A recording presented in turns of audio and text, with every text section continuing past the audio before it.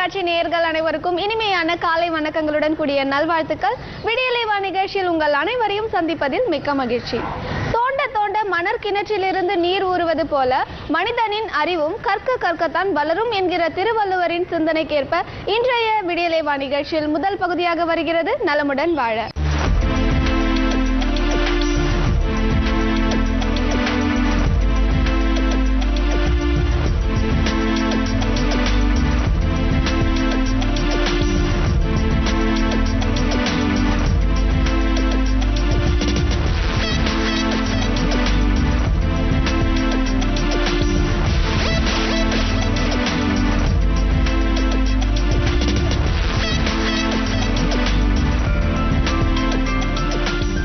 என் அருமை உலகத்தமிழ் மக்களே, தாய்மார்களே, பெரியோர்களே, சிறார்களே, கலைஞர் தொலைக்காட்சி நிகழ்ச்சியில் நலமுடன் வாழ என்னும் பகுதியில் யோகாசனத்திற்கு மிக மிக முக்கியத்துவம் கொடுத்திருக்கிறார்கள். பத்மாசனம் இவ்வளோ அழகாக போட்டிருக்கு, உட்கார்ந்துருக்கு பாருங்கள், நம்மளால முடியாது. சிலம் வயதிலே பத்மாசனம் போட்டு விட்டாலே இதில் அவங்களுக்கு நல்ல பலன். இடுப்புக்கு கீழே பிளட் சர்க்குலேஷன் வராது, மேலே தான் பிளட் சர்க்குலேஷன்.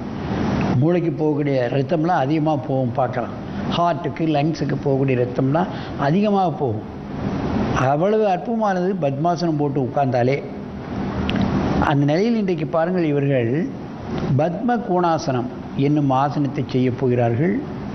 என் அருமை மாணவர்களே, நீங்கள் அப்படியே கையை பின்னால் கொண்டு வாருங்கள், பெருவரலை பிடிங்கள், முதுகு வழியாக கொண்டு வந்து இறுக்கி பிடிங்கள். கையை உயர்த்து அப்படியே சாய் பார்க்கலாம். முடிஞ்ச அளவு சாஞ்சா போதும். அப்படியே இரு. பத்மாசனம் போட்டுக்கொண்டு சாய்மொழி பார்ப்பீர்களானால் அந்த இன்னும் கொஞ்சம் முதுகு, அந்த புஜம், இவைகளெல்லாம் வளையும். அங்கே இடுப்புலாம் நமக்கு தெரியும். இடுப்பு பக்கம் உள்ள சதைகள் இதெல்லாம் குறையும். அதோடு சில பேருக்கு புஜங்கள் வலி இருக்கும், அதெல்லாம் இந்த ஆசனம் செய்யும் பொழுது விட்டுவிடும். கையை நேராக நீட்டணும், கை கோணக்கூடாது. கையை நேராக நீட்டு, மெதுவாக நிமிருங்க. கையை கீழே போடுங்க. கையை எடுத்துட்டு இப்போ அடுத்த காலை பிடிக்கணும். அடுத்த கையை கொண்டு திரும்ப பிடி. கையை எடுத்துட்டு அந்த கையை உயர்த்து. ரைட் ஹேண்ட் மேலே தூக்கு, தூக்கு. சாய், அப்படியே சாய். முடிஞ்ச அளவு இடுப்பு பகுதி சதை இழுக்கப்படுகிறது. சில பேருக்கு இடுப்பு ரொம்ப பெருசாக இருக்கும், ஆண்களுக்கும் பெண்களுக்கும். குறிப்பாக பெண்களுக்கு ஒரு குழந்தை பெற்று விட்டாலே இடுப்பு பெருசாகிடும். அப்போ இது போன்ற ஆசனங்களெல்லாம் நீங்கள் பழகலாம். காலையில் ஒரு 20 எண்ணிக்கை ஒரு 4-5 தடவை, சாயங்காலம் ஒரு 20 எண்ணிக்கை 4-5 தடவை பண்ணால் இடுப்பு சதையை குறைக்கக்கூடிய அற்புதமான ஆசனம். அப்படியே நேரே வாங்க, கையைக்குள்ளே போடு. நல்ல மூச்சு இழுத்துக்கிடுங்க. மூச்சு கையை கொண்டாந்துருமா, ஆசனத்தை கலைச்சிடு. கையை போடுக்கல, அப்படி நேரே உட்காந்து மூச்சு நல்ல மூச்சு இழுக்கணும். கையை விட்டுரு, கையை எடுத்துரு. மூச்சு நல்ல மூச்சு.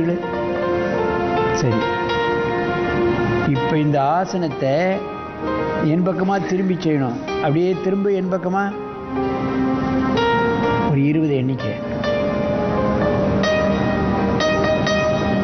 மெதுவாக இந்த ஆசனத்தை கலைங்க. கையை எடுத்துரு, நல்ல மூச்சு நல்ல மூச்சு இழுக்கணும். இப்போ கையை மாற்றிப்பிடி.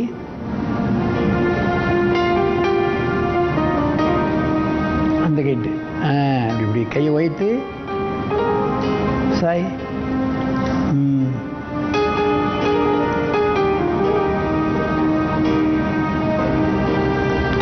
கைகளெல்லாம் ரொம்ப பிஞ்சு கையாக இருக்கிறதுனால கையை முதுகு பக்கமாக கொண்டாந்து காலை பிடிக்கிறதுங்கிறது எல்லாராலையும் முடியாது. நீங்கள் பெரியவங்க டெஸ்ட் பண்ணி பாருங்கள், முடியாது. அப்படியே மெதுவாக கையை கீழே போடு. நல்ல மூச்சு இழுக்கணும். நல்ல அப்படியே திரும்ப, அங்கே பார்க்க திரும்ப. சின்ன குழந்தைகளுக்கு ஆசனங்களை கற்றுக் கொடுப்பது என்பது மிக மிக கடினம். ஆகவே அவர்கள் இது போன்ற ஆசனங்களை பழக்கி வைப்பது என்பதையும் கடினம். ஆகவே பெரியவர்கள், நடுத்தர மக்கள் எல்லோருமே இந்த ஆசனத்தை நாம் முயற்சி செய்யணும். முயற்சி செய்தாலே முழு பலன் கிடைக்கும்.